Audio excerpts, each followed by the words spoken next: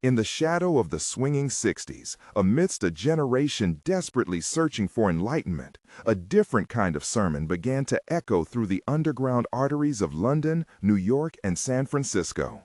It was a frequency that vibrated beneath the calls for peace and love, a darker hum that spoke not of unity, but of a final, terrifying judgment. It preached the unthinkable, the ultimate heresy, the reconciliation of Christ and Satan. This was the chilling gospel of the process church of the final judgment, a movement that would rise from the clinical ashes of psychotherapy and the esoteric flames of occultism to cast a long, dark shadow over the counterculture. They appeared on the streets like specters from another reality, a silent, disciplined army marching against the chaotic tide of the era. Clad in immaculate black capes that billowed like ink in water, their severe, almost sculpted expressions were framed by the glint of a unique silver cross, a symbol that, upon closer inspection, revealed a swastika-like form, a sigil that was both Christian and satanic, a deliberate fusion of opposites. At their side always were German shepherds, their loyal and imposing guardians, their silent presence a physical manifestation of the group's controlled, watchful intensity. To the outside world, they were a profound enigma, a walking contradiction that inspired both fear and a morbid fascination. Their gaze was direct, unwavering, as if they could see the fractures in the souls of those who passed by. But behind the closed doors of their communes, a powerful and sophisticated psychological machinery was at work. It was a system designed to dismantle identities piece by piece, to strip away the ego and forge a new kind of human being, one who could not only accept but worship both God and the devil without contradiction. This wasn't just a belief. It was a complete rewiring of the human conscience.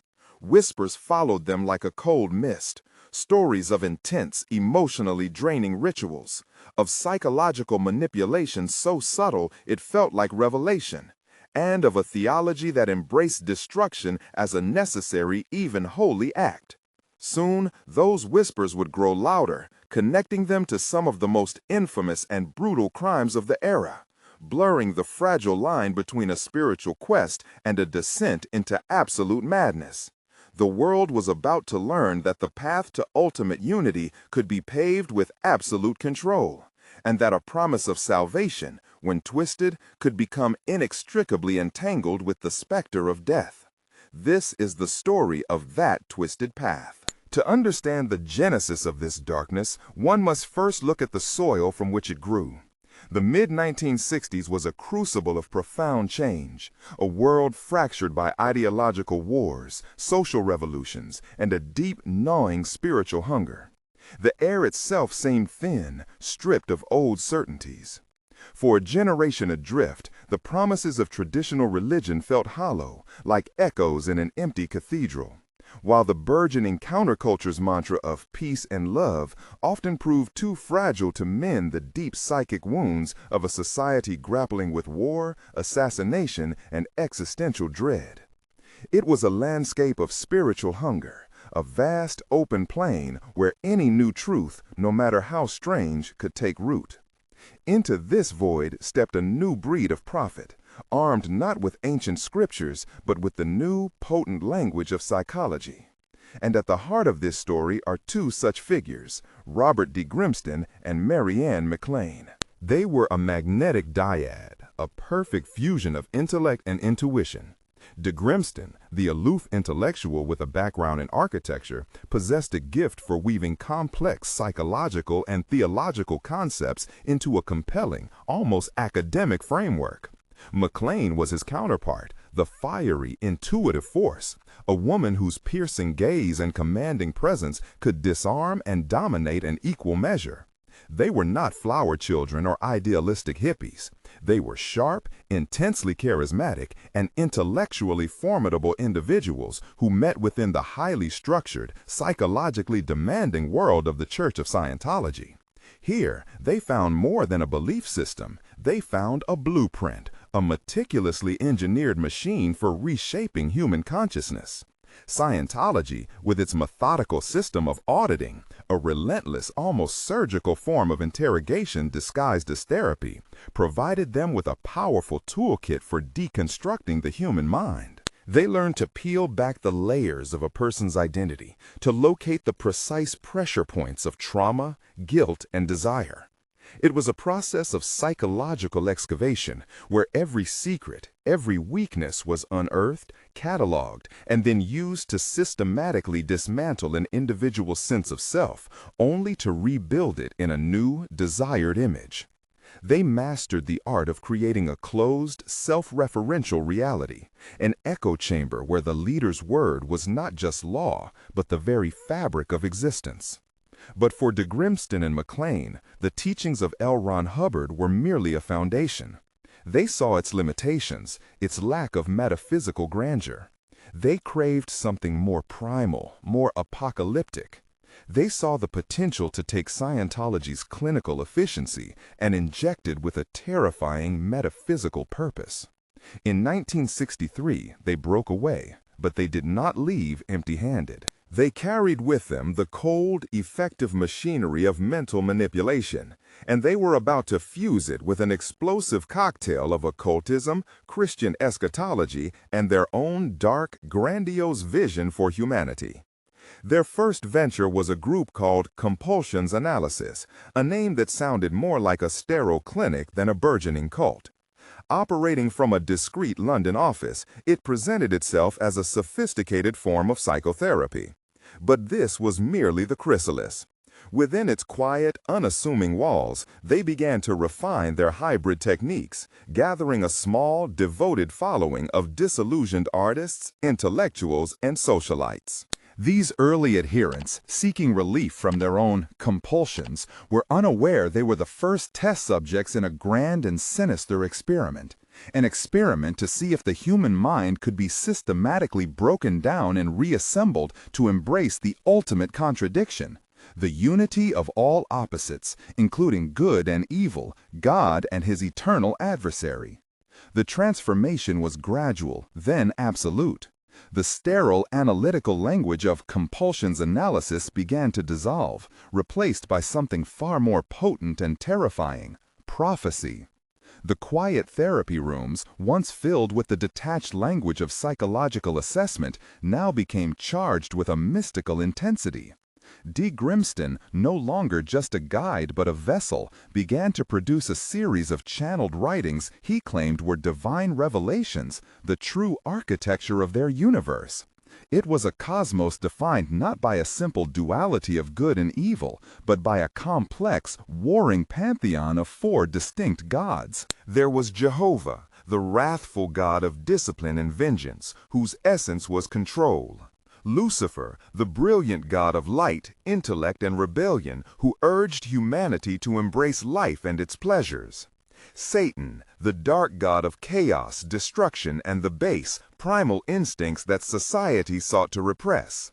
And finally, Christ, the God of unity and reconciliation, whose ultimate purpose was to bring the other three into a final harmonious synthesis. This wasn't merely a theological framework, it was a masterfully crafted psychological weapon. Followers were forced to confront each of these archetypes within themselves through intense, often brutal therapy sessions now called processing. They were taught that to achieve true spiritual wholeness, one had to not only acknowledge but embrace all four aspects, to accept their inner Satan as readily as their inner Christ. This doctrine created a state of perpetual moral ambiguity, a landscape where cruelty could be justified as a manifestation of Jehovah, and destruction could be sanctified as the work of Satan. The old world, with its outdated morality, had to be burned away. To complete this burning, they needed a true crucible. In 1966, de Grimston and McLean led their flock of roughly 30 followers on an exodus. It was a ritual of annihilation, a deliberate severing of all ties to family, friends, and former lives. They abandoned the gray familiarity of London for a place that felt like the edge of the world, a desolate, abandoned salt processing facility in XTU on Mexico's Yucatan Peninsula. In XTU, under a crushing, indifferent sun and surrounded by a landscape of stark, primal beauty, the final vestiges of their old identities were scorched away. Life became a relentless cycle of hard labor under punishing heat, meager rations that bordered on starvation, and intense psychological conditioning that never ceased. The isolation was absolute, a sensory deprivation chamber on a massive scale.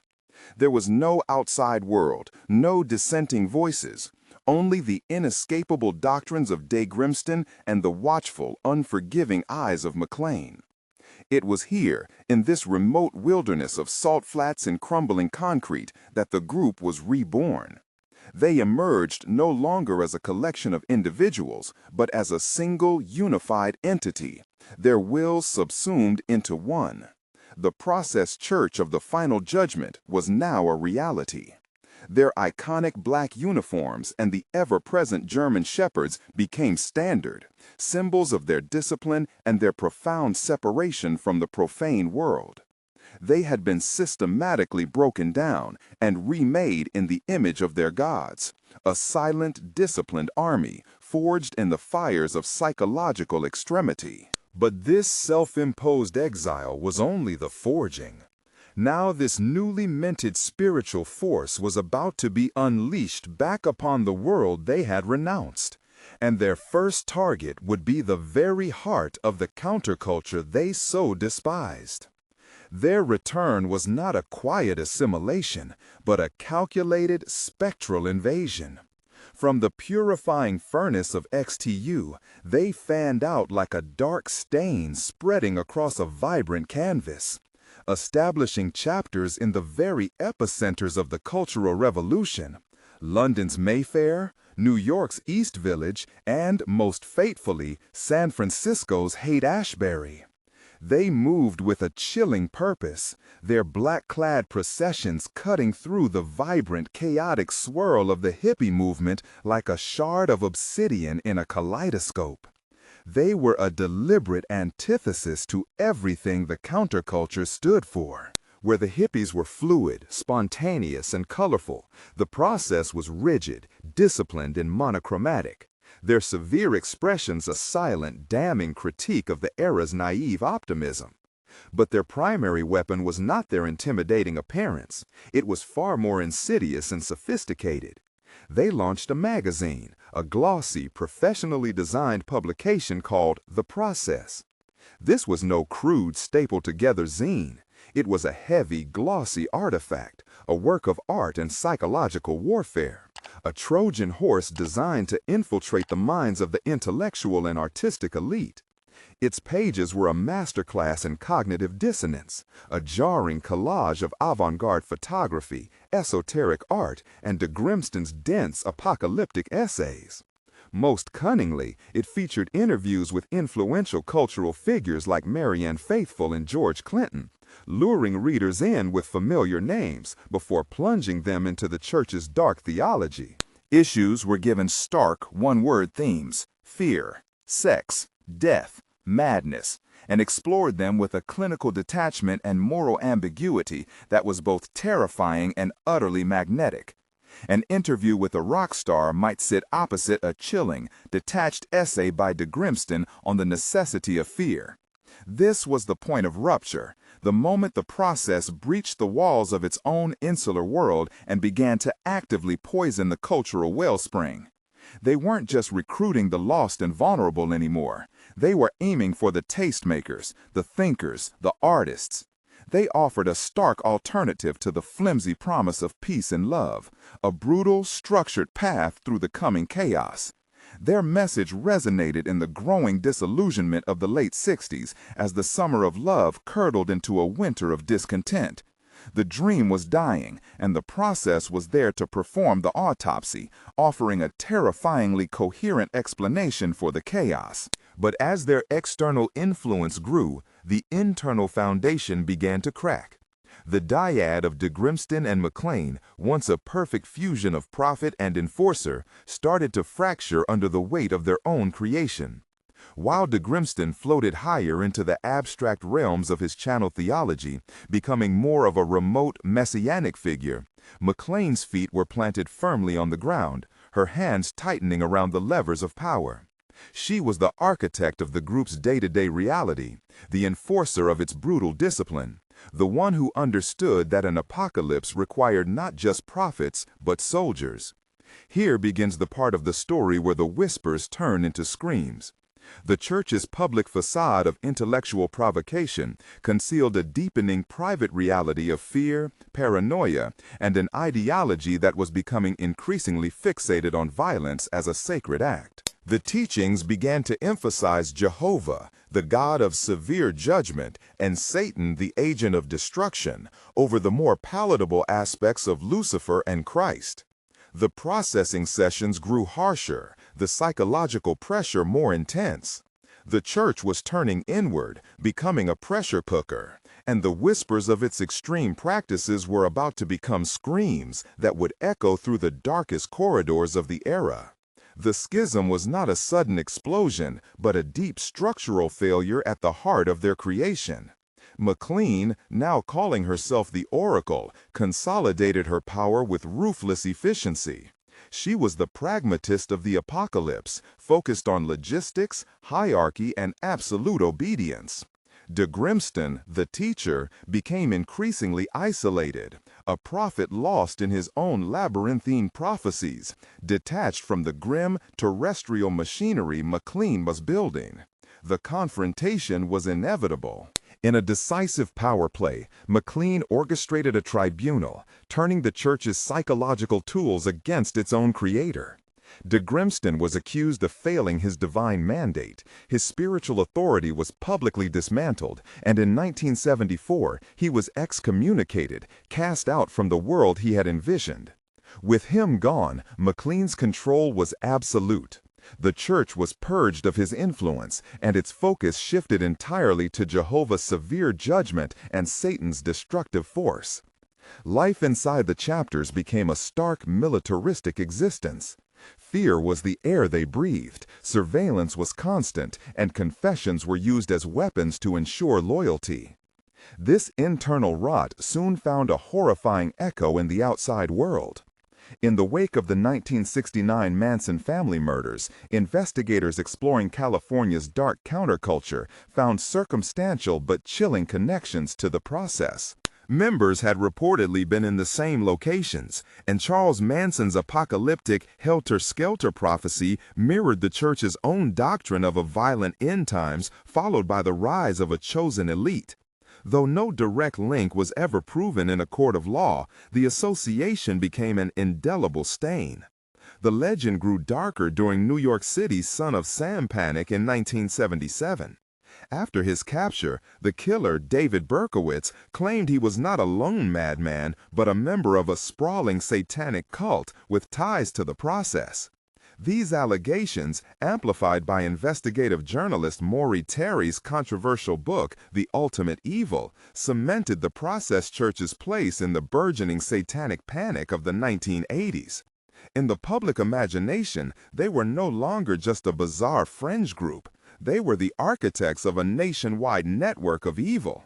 For the members sealed inside, this notoriety was a double-edged sword. It validated their belief that the outside world was a corrupt, hostile force, reinforcing their isolation.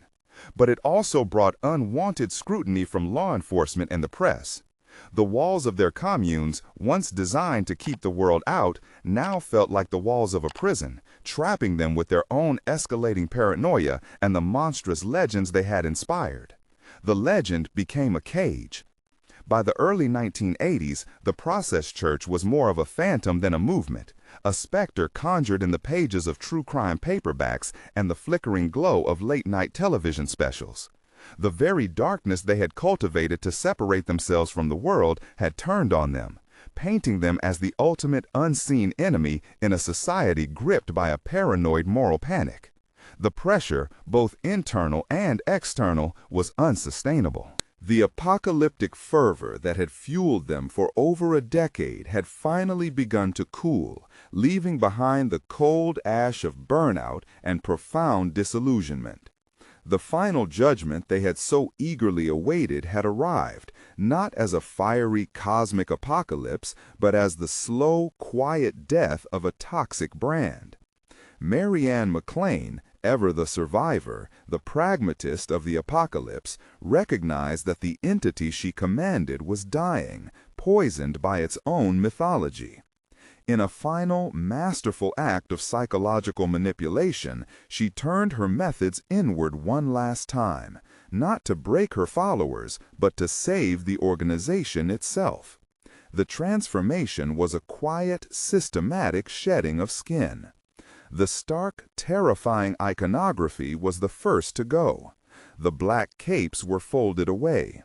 The German shepherds were no longer paraded as symbols of intimidation, and the very names of Jehovah and Satan were scrubbed from their lexicon.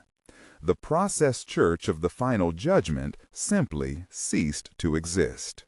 In its place rose the foundation church of the millennium, and later the foundation faith of God, names that sounded benevolent, corporate, almost bland. The focus shifted from cosmic warfare to terrestrial good works. Most surreal of all, the group that once embraced destruction as a holy act now dedicated itself to animal rescue, eventually evolving into the Best Friends Animal Society, one of the largest and most respected no-kill animal welfare organizations in the United States. It was the ultimate camouflage, a pivot so profound it bordered on the absurd. The terrifying army of the apocalypse had become a group of compassionate animal lovers, trading their sermons on fear and death for pamphlets on pet adoption. But while the organization meticulously laundered its public image, its cultural ghost refused to be exorcised. The potent, unsettling aesthetic of the process, its cold fusion of occult symbolism, militaristic discipline, and psychological dread, had seeped into the groundwater of the counterculture. It became a powerful, if often unacknowledged, influence on the emerging industrial, post-punk, and goth music scenes. Bands like Psychic TV, Coil, and Skinny Puppy drew from its well of dark philosophy and stark visual language, channeling its transgressive, confrontational spirit. The Process magazine became a coveted artifact, its stark graphics and nihilistic essays a blueprint for a new generation of artistic provocateurs who sought to explore the same uncomfortable truths the church had once weaponized. The church, in its death, had achieved a different kind of immortality. It was no longer a physical threat, but an idea, a potent symbol of the darkness that lurked beneath the veneer of societal order. The organization itself had vanished, but its shadow stretched long and deep into the modern era, a permanent reminder of how easily a search for meaning can be twisted into a blueprint for control, and how even the most terrifying of monsters can learn to smile and offer the world a helping hand. Behind the smiling mask and the intellectual veneer, there were names, faces, and stories, lives caught in the gravitational pull of an idea that promised everything and demanded the same in return. Consider the story of a young woman we will call Sarah. In the late 1960s, she was a ghost in her own life, adrift in a sea of cultural upheaval. The world of her parents felt like a sterile, hypocritical stage play, while the chaotic abandon of the counterculture seemed just as hollow, a different kind of performance. She yearned for something real, something with weight and structure in an era that celebrated formlessness. Then she found the process. They didn't offer her a flower. They offered her a sword. They spoke not of free love, but of divine purpose, of a cosmic war in which she could be a soldier. In their stark black uniforms and measured, intelligent speech, she saw not a cult, but an elite spiritual vanguard, a force of order in a world dissolving into chaos. The early days were intoxicating, a period of radical deconstruction that felt like liberation.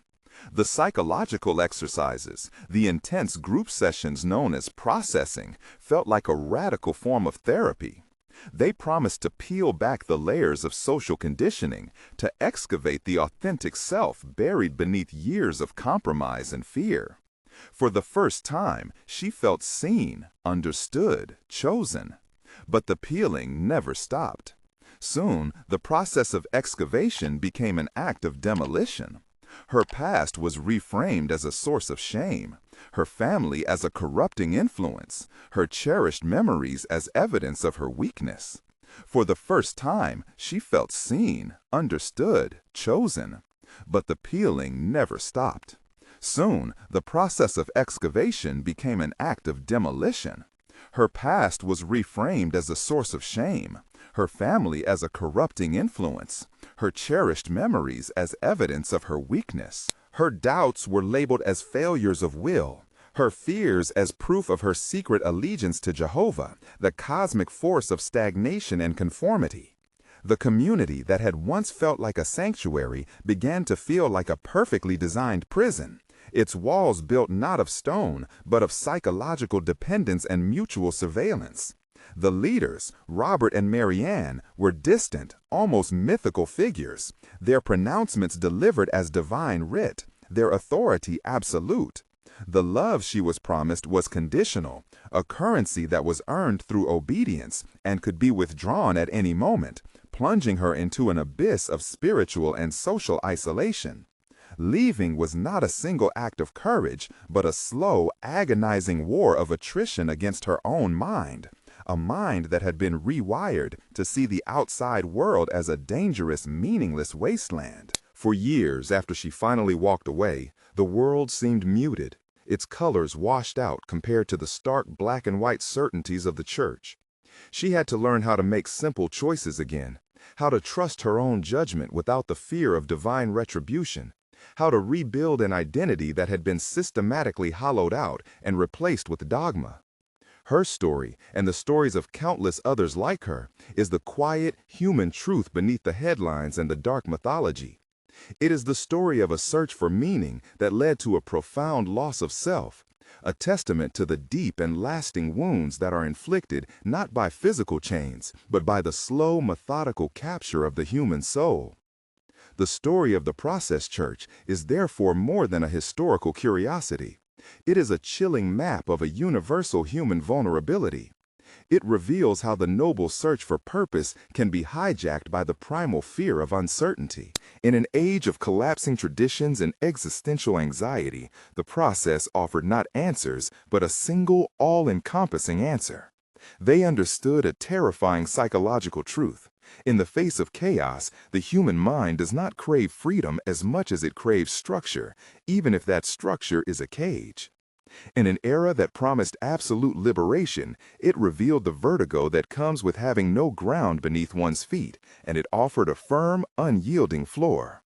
Their ultimate theological gambit, the union of Christ and Satan, was not an act of spiritual enlightenment, but a profound moral anesthetic. It was a grand cosmic excuse. By framing good and evil not as opposing moral forces, but as two necessary engines driving the same divine machine, they dismantled the very foundation of human conscience. Accountability dissolved into a fog of cosmic necessity. If destruction is as divine as creation, if cruelty is a required part of a preordained plan, then what is left of individual responsibility? Nothing. All that remains is obedience to the architects of that plan. Empathy becomes a weakness and compassion a sentimental error. The suffering of others, and even one's own, is reframed as a meaningful, necessary step in a process beyond mortal comprehension. This is the enduring, insidious legacy of the Process. The black robes and the sigils may have faded into underground lore, but the psychological architecture they pioneered has become a blueprint for modern forms of control. It thrives today in every corner of society where charismatic authority demands absolute faith, where critical thought is branded as betrayal, and where the complex, messy truth of the human condition is replaced by a simple, brutal narrative of us versus them. It echoes in the digital tribes that demand ideological purity, punishing dissent with social exile. It whispers in the wellness movements that promise total transformation at the cost of critical thought and connection to the outside world. The enemy may no longer be Jehovah, But the mechanisms of control, love bombing, isolation, and the redefinition of reality remain identical. The true darkness of the process church was never about its alleged connection to serial killers or its apocalyptic prophecies. Those are the sensationalist headlines that distract from a more intimate and disturbing horror. The quiet, methodical demonstration of how easily good people, searching for light, can be led to embrace the dark, convinced it is all part of the same divine will. The final, unsettling lesson is not simply that cults are dangerous. It is that the human hunger for a world without ambiguity is the most dangerous force of all. It is a warning against the allure of simple answers to life's most complex questions. The story of the process is a call to embrace the difficult, messy, and often contradictory nature of existence, and to find the strength not in absolute certainty, but in relentless questioning. Perhaps the most profound act of rebellion against the forces that seek to control us is the courage to say, "I don't know," and to continue the search for meaning on our own terms. If this story made you reflect, subscribe to our channel for more investigations into the shadows of our shared history. We welcome your thoughts in the comments below.